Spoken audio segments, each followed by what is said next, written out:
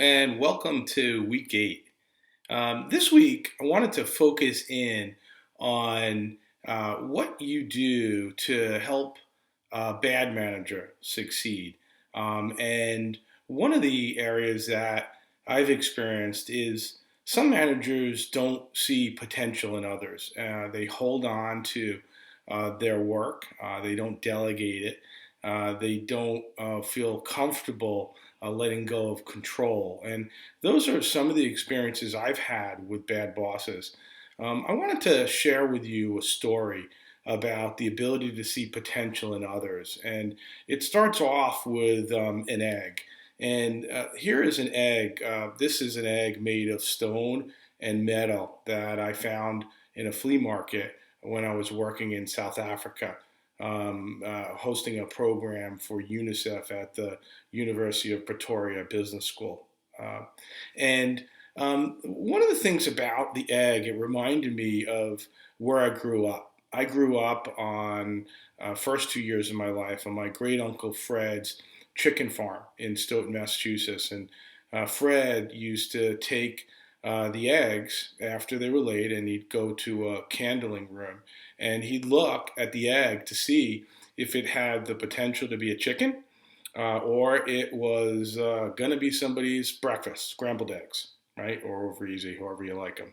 And I've also noticed that with some leaders, they have an eye for potential, and others don't. And How do you help a bad manager develop that eye for potential, right? Always be scanning, looking to improve your own organization and looking for potential that you can bring in the organization, looking for potential in your people that you can develop. And Jack talks about this concept in this week's video is called the generosity gene. And Some people have it and some people don't. I think it also can be developed. I think if you help people focus in on the potential of people to create the possibilities of things, then they can see that, just like great Uncle Fred in the candling room, see the potential of what somebody can be by looking with different eyes. One of the expressions I've heard is if you change the way you look at things, the things you look at change. From Wayne Dwyer. If you change the way you look at things, the things you look at change. So as you think about your people, and you think about a manager that might not be seeing potential in people, you need to take the time to really slow down and be present and focus in on what are people's interests and passions. What are they good at? What can they contribute? And then how do you utilize it to benefit the team?